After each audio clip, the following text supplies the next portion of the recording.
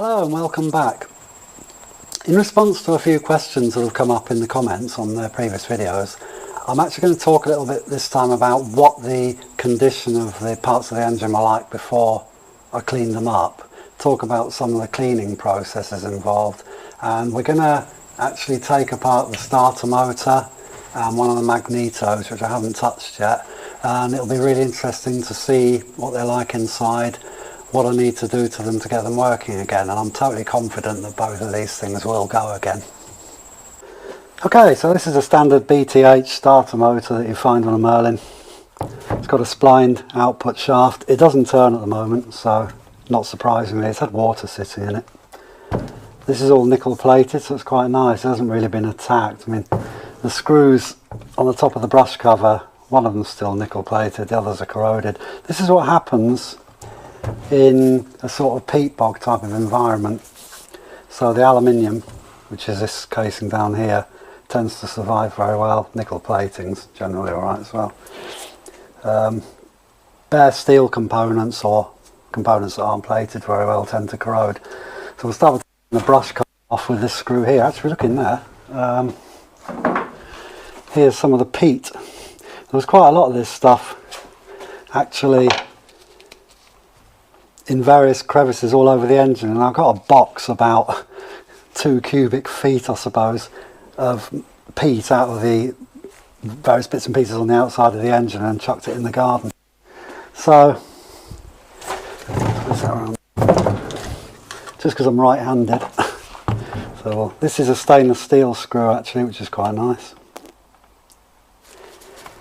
I'll whip that off there. The first thing I need to do before I can take anything apart on the spindle or the shaft of the starter motor is to take the brushes out, because they're spring loaded up against the commutator inside. So there's the brush cover. It's got this felt type, well, it's cork actually, it's a cork gasket material behind it. Let's whip that off. It's sticking somewhere. This could end up quite heavily edited because it takes quite a long time to get these things apart for obvious reasons. So there's one of the brushes. We can already see it's a bit clagged up inside, but actually, I mean, it doesn't look too bad. So to get these brushes out, they're spring loaded, you push them in, you rotate them.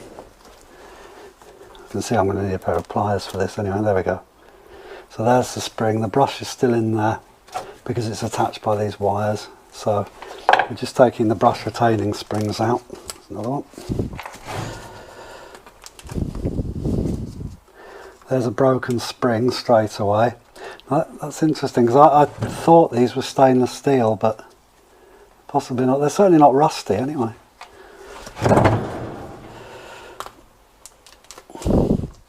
Because this engine spent most of its time upside down, in fact nearly all the time, until I got it, this will have been up on the top, so I'm hoping it hasn't actually had water sitting in it after it was recovered. But it will have done when it was in the ground, so there's a bit of a bash on the corner of it there, but that's okay. We'll whip this screw out the top. It's got a lovely electrical smell inside it as well, even after 83 years, I think, something like that. Right, so these water pump pliers, these are quite worn actually, but pliers like this, if you get a good pair, they're really useful for getting hold of stuff like this, because these are dome headed screws. So again, nickel plated cover. To be fair, that's quite heavy actually for an aircraft part really.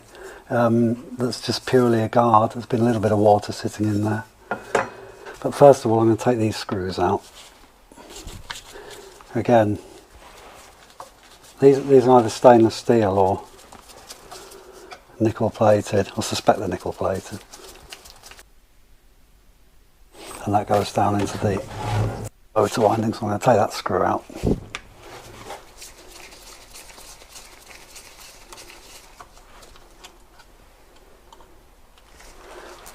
And there'll be another one on that side now. And then before I go any further with it, I'm going to mark it up, because up till this point it hasn't mattered what the orientation of anything is in it, but it does now. Now there we go, so that's the top off it. So it doesn't look too bad in there. Yeah, as I thought. Oh, there you go, look, that brush moves, you see, in there. And then the brush spring pushes down on it and puts a light pressure onto this commutator. So that one's moving. That one doesn't appear to want to move. That one moves. And that one moves. Right, this is one. Can I get that one to move then? Yeah, there we go, they're all moving, so that's good. So there isn't too much in there. There's the outer race in the top of there of this ball bearing. And there you go, look, the ball bearing turns, so that's all happy days. We can clean that up. Now, clearly it's been a bit, there's definitely been water in there. So one of the things I'll do is put a meter across this and take some measurements of the windings. There we go, that's the last one. That's a little bit corroded. The rest of them are okay. There we go. So I'm able to remove that. There's obviously been a lot of water sitting in here, you can see in the top of there. And again, there's the outer race. So these are effectively angular contact bearings, so rather than the whole inner and outer race like on a conventional ball bearing coming off altogether. And again, they're turning okay, even though they've been in the water. The inner race and the balls are on there in a cage, and then the outer race is basically more one-sided, so the balls can push into it, but they won't be able to push down out of the other end. So now there's all sorts of crap falling out of here, isn't there? Take this shaft out.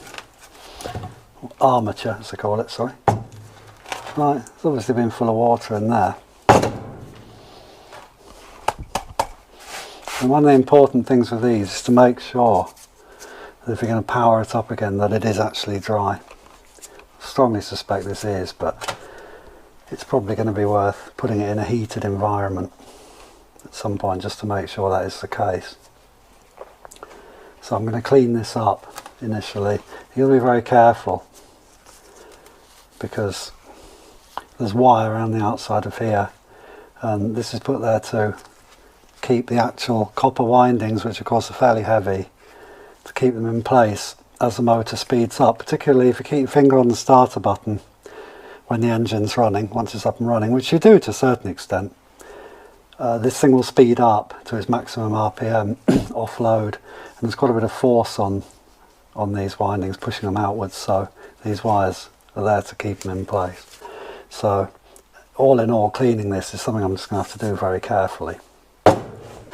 So let's just have a measure of some of these motor windings. I'm using special low resistance meter. It uses 2 pairs of wires to do the measuring, and provided I clip both of these terminals onto each of the connectors, the resistance of these wires is cancelled out, and it can measure down to about something like 0.001 of an ohm. These are very low resistance windings, by the way, so I'm going to just slacken that nut off there so I can get across that terminal there, and we'll see what sort of readings we're getting from there to there and from there to there. Okay, 0.014 of an ohm, right, and that's stable. If you can see that, that's stable, right? So what's going on here then? Let's have a look.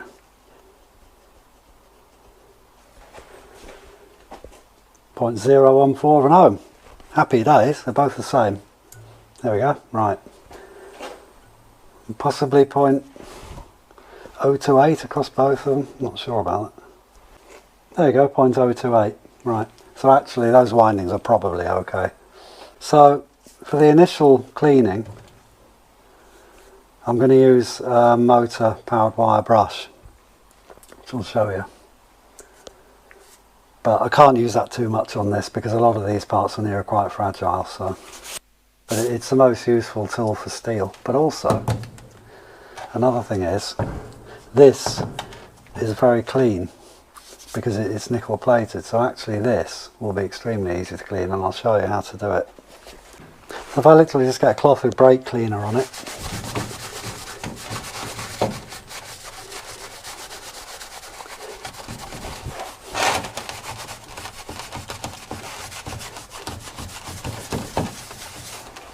That's how it comes up. It's got some kind of watermarks or something on it. So another way of doing that is white spirit, something like that. Petrol probably. Petrol wouldn't take the paint off. That will clean that. You can see that actually, apart from these rusty screws which are holding these pole pieces inside here, this is pretty much what this would have looked like when it was new. Another useful cleaner is Scotch Brite like this, and it comes in different grades as well. You can get finer grades than this green stuff. And it's okay on this nickel plating. It works on aluminium very well as well. But I'm not actually rubbing very hard on this. There. There's a bit of the shine back on it. So this is a rotary wire brush. It's actually an approved way of cleaning various bits and pieces, even in the engine manual. This is a nickel plated screw off the starter motor. It's okay to do these with it, but you don't want to push really hard on it because the plating can come off. You have to be gentle. This is actually a brass bristle brush as well. What you can't do is start cleaning these aluminium components with it, because some of you may have been around museums where things have been cleaned with a wire brush and you get all these really deep gouge marks all over the aluminium. It's really bright and shiny, but it looks absolutely awful because it never looked like that in the first place. You can see it's got a machined finish on it, or it's got a bare cast finish on it, and you can clean this and you can paint strip it, which we will, but definitely don't start attacking aluminium with a wire brush, whether it's a brass one or a steel one. If it's a brass one, if you're going very, very lightly, if there's a good reason to do it, like to remove some kind of staining, then yeah, but otherwise definitely don't. But for any steel components, or some, well, quite a lot of plated components, absolutely brilliant tool. So I'll show you.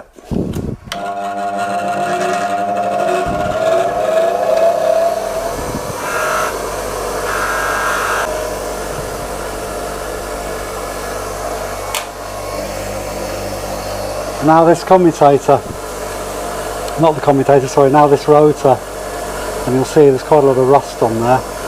I'm not going to touch that, and I'm not going to touch that, but I'm just going to get some of this off here and some of that.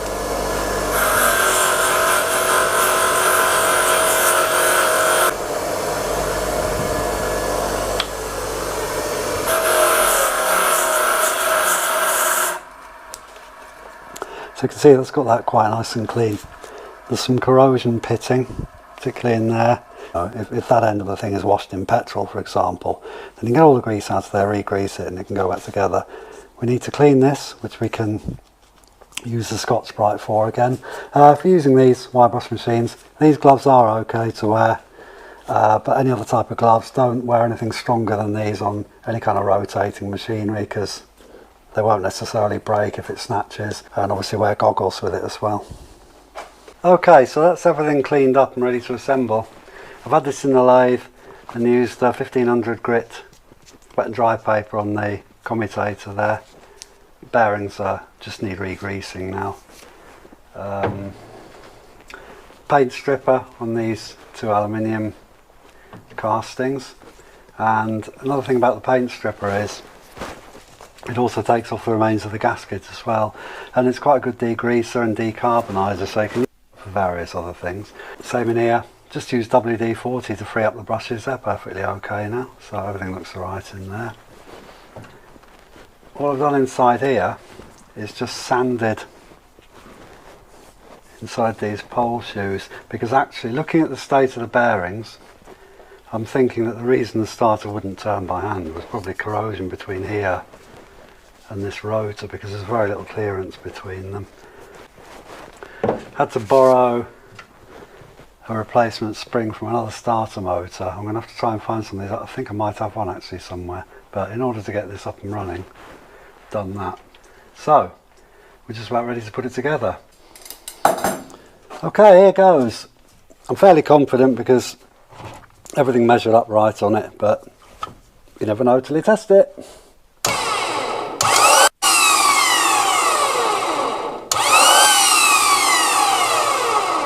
Lovely. Alright, it's not a load test, but pretty confident that'll work alright. So there you go, that's the starter. It took about 3 hours of work in total, not videoing, to do this. It was in particularly good. Not lucky. I mean, one of our customers years ago actually had one of these things rewound, and that was very difficult because not many companies really touch stuff like this these days. Just going back to the paint stripper I was talking about earlier on, I'm really referring to professional paint strippers which contain dichloromethane, and they're very much restricted on sale. You have to wear breathing apparatus when you're using them, and in a well ventilated area, that type of thing. They're really the types of paint stripper that will decarbonise and that type of thing, but very extremely useful, and for museums and organisations like that in particular could be quite useful. The brief on this engine as well is that I just basically want to get it running. I need everything to be functioning properly. If this was going back in the air, every single component would have to be stripped down from it and inspected, NDT'd, which is non-destructive testing, where you check for cracks and that type of thing, particularly on steel rotating components. So there's a huge difference between what I'm doing here and what I would have to do if this was actually going to go back on an aircraft. So let's have a look at this magneto. I'm dying to see what's inside here. I mean, it could be brilliant or it could be really terrible, so let's have a look at it.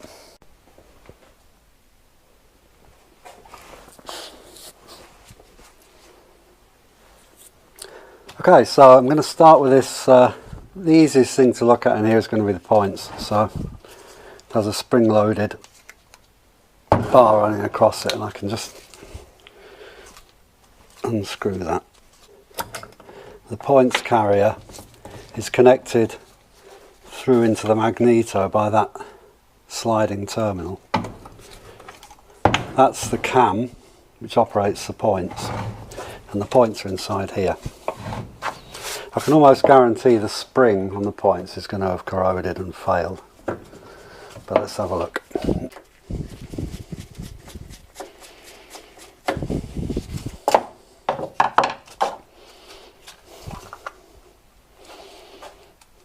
There we go. Right. Not sure what that is. Okay, so actually there are the points. So they do actually still open and close, so in theory the engine could still run. Apart from cleaning the points, this part of the magneto would actually work still. The next piece we want to look at is inside this distributor. So there are two screws down here, but the other two screws holding it on are actually behind the distributor block in there, so we have to remove this first, which is these two screws in the top of here. Biggest problem with these things tends to be that they can expand when they get damp, and that could cause a problem with actually getting it out of here, and they break very easily, being Bakelite as well. So I'm just going to have to see what happens here. That's the screening plate that's over the top of it. Electrical screening. Put that over there. So now in theory this thing isn't... Oh, it's loose. Wow, brilliant. I was going to say it isn't attached. Right, okay. There we go. Well, that's a relief. There's two steel bearing plates that sit on top of it there. It's quite rusty. I mean, it's definitely been water inside here. Look at that. Wow. Okay. So the distributor terminals are on the inside of here. The grey stuff that's all flaking off the inside of this is a lacquer, an insulating lacquer that was put on it. It doesn't appear to be broken, so that's good. Right, so that's the two internal countersunk screws removed. Just removing the last of the outside ones. And we should be able to get this off. There we go. Right. Be careful not to damage that rotor. So it doesn't look too bad in there. And there's a better view of the rotor assembly. I'll explain how all this works later on when it's going back together. We can now access the cover for the actual coil itself. Right, so I've had to break the insulator for the booster coil connection because it's expanded in there, and don't know what that stuff is. Basically this material is expanded inside here, and I'm going to have to be very careful taking it out because I don't want to damage this component. This can be sacrificed, and this is quite often the case when you're working on things like this. If you drill a fastener out, for example, it's better to do that very carefully or on a milling machine very accurately than it is to damage the casting itself. So there's the coil, there's the condenser sitting on top of it, and this is the booster coil connection, which would look like that, because you can go in from either side of it depending on which side of the engine the magneto is on. So I'm going to have to find a way of getting the rest of that out. And the next part I'm going to remove is this base plate for the points.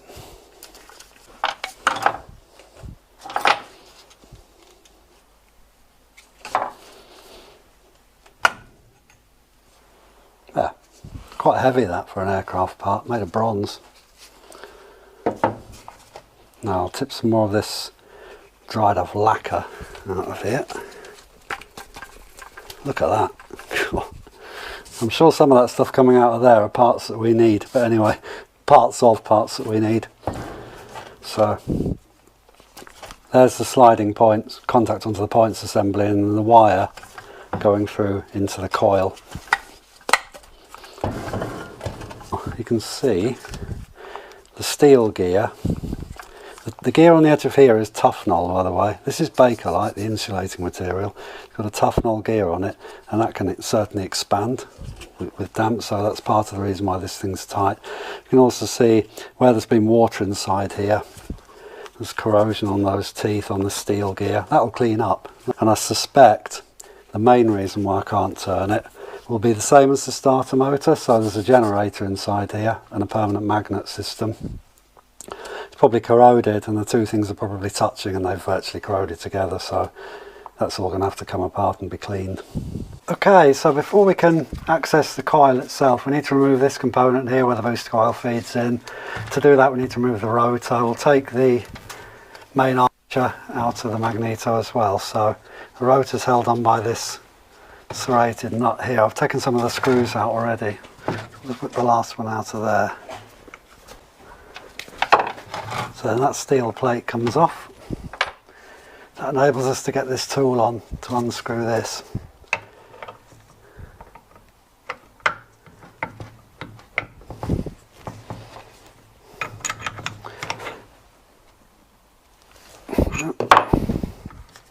Retaining nut, which is that. Now this should, if it's not corroded, this should lift off. Let's have a look.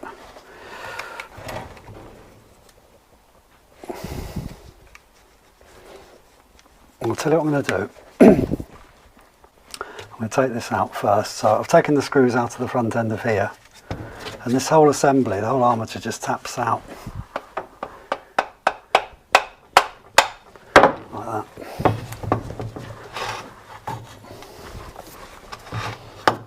And this is a rotating magneto, so this is a magnet here. Some of the more old-fashioned types have a big like horseshoe magnet over here, which is a rotating coil, where the coil will be wound on here like an electric motor. So that's the difference between this and certain other types of magnetos. There's a ball race in there, another one on this end here, which sits in obviously a race that's inside this housing. There's your timing gear, and there's the cam. Definitely some corrosion on here, particularly on the gear. You can see there's a chunk missing off it there, so I'm going to have to clean this gear up. Some very bad damage to the teeth there, so it's conceivable that might have to be replaced. There we go, front bearing, rear bearing, and this is the conductive ring that the booster coil connection actually makes onto there. And that piece comes out like that.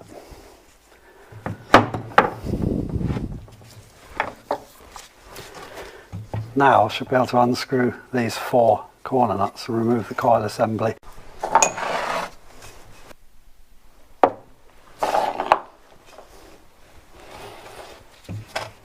Okay, so there's the points wire. There's the wire that goes to the other side of the condenser. I'll remove the condenser. Okay. And now we need to remove these elongated nuts which are holding the coil in position. So now we remove the two clamp plates that are on top of the coil. Notice how they've got a cutout in there to miss that cable when they're coming off. Now the coil should be free. There. Just being really careful because there's a terminal that takes the HT output from it and I don't want to break it. There. Goes into the centre of there, passes through the middle of this component which we're going to take out now and comes out the end of there into the rotor. There we go. That's that component there which holds this Bakelite conductor in place. There. I might again actually leave this in because I'd have to take the terminal off one end or the other, but then I might need to replace the cable anyway, so if I do decide to change the cable then I'll take it off. That's as far as we need to strip it at the moment. So the next interesting thing I'm going to do before I clean some of these parts up is to measure the coil, see if it still conducts. So we go across the primary and we've got about 1 ohm, which is bang on. Yeah, definitely looks right. Now the secondary, we'll have to change the range because it's probably about 5 to 10,000 ohms, something like that. So I'll just connect to one of the primary windings. It doesn't matter obviously which one because it's connected through there. So, oh, there you go, 5. So 5.05 kilo ohms. So I've paint stripped half of this outer casing. That's how it looked like before. And this is a better example of aluminium because you can see it's a bit patchy, and this is what tends to happen when the paint flakes off in places, which would be the darker bit, and the brighter parts of the bits where the paint was still on them. So one way you can clean that up is just using Scotch Brite, which I'll have a go at now. You can also use emery tape, just fairly fine. And that's got rid of most of these marks on here now. So I've cleaned up this rotor and the teeth aren't too bad. There's a chunk missing out of there and there. I think I'm going to put this back in and try it. It looks as though it'll still drive the gear. And in the interest of keeping everything in this engine, I think that's the way to go with it. Some really bad pitting on the shaft there. I'm sure this has just been full of water, possibly since it came out of the ground. And the Bakelite components like this rotor arm, I've just cleaned up using paper towel. Try and avoid using anything like brake cleaner because it can affect the makeup of the materials themselves. Don't use anything that puts scratches on it either, because high tension electricity, if there's a scratch down here, it'll tend to make it track down to ground. So again, that can ruin these things. They need to have a fairly decent finish on them, but actually end up fairly easily. Bronze materials like this points back plate, that's been wire brushed. You need to clean inside there. You can go in there with brake cleaner because that's a bit oily, what's in there. And that's almost the kind of finish it would have had when it was new. You can use Scotch Brite on it and shine it up a little bit. But I think I'm going to clean everything up on here, put it back together, just see if it works. And here we have the finished magneto ready to test. Turns okay. There's the adjustable timing moving all nicely. Everything's gone back in the magneto. These are the two cables. There's the booster coil cable with a broken end on it. That's the magneto switch lead which came out of the bottom. And the only other things which haven't gone into it are just a load of more heavily corroded screws, some of which I've had to put a drill in to get them out, so I've changed some of them. Other than that, all the wiring inside is actually the same. I haven't changed any of that. So this is a variable speed motor, and it can be used for testing magnetos like this, or generators or other accessories. And this assembly is a set of spark gaps which I use to just quickly test if a magneto is working or not. You should never run any ignition system totally open circuit. It should always drive into some kind of spark gap, because if you don't, invariably it is going to find somewhere else to go, and then that usually starts a carbon track running somewhere inside the unit, and it'll just not work properly afterwards. Hey, there we go. Excellent. Let's just speed it up a bit. Oh yeah, brilliant.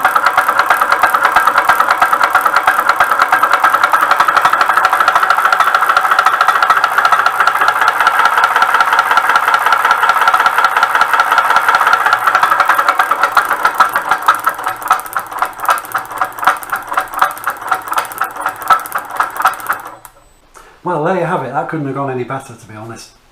Isn't it amazing how you can have something sitting for 80 years underground with water in it and it all goes back together and works? Just amazing engineering. I wouldn't want to put it back in a plane though, as it is. It's a bit rattly, which is to do with the corrosion on the steel gear, and it's actually putting backlash into the teeth, and the magnetism being generated now is causing it to kick backwards and forwards as it goes past that point. So that would ultimately damage the Tufnol gear with the distributor on it if you ran it for a long period of time. I'm probably going to repair that gear actually by TIG welding it and remachining the teeth out. Other than that, this would definitely run on that engine and I'm really happy with it. Just a couple of other processes for cleaning the aluminium which I haven't really touched on. I used to use soda blasting myself, which is a non-abrasive cleaning process which removes the paint and it removes a lot of the dirt and some of the corrosion from the aluminium, but it doesn't really take off the dark patches, and you would still have to use something like Scotch-Brite for that. You also have to have somewhere to do it because it creates a lot of dust. It's not the kind of thing you can do at home really. Another process which uses some degree of abrasion is vapour blasting, which is effectively blasting it with water with a very small amount of abrasive. That gives a lovely clean finish all over it, which is very smooth. It's still not the original finish though, and again if you go on from that to proper abrasive blasting with various different types of media, which is quite a common thing, I wouldn't recommend doing anything like that on these type of castings unless it's something that's definitely going to be painted, in which case it helps because it does help the paint to adhere, but it completely changes the finish of the material. So I hope you enjoyed that. I'm going to explain the ignition system in a bit more detail in a later video when I assemble it all to go into the engine, and this magneto and the other one will also need to be tested effectively under load, which means with the spark plugs under an air pressure of about 100 psi, which simulates the engine compression, because it's much more difficult for it to spark under pressure. If it passes that test, then I'm going to run this on the engine.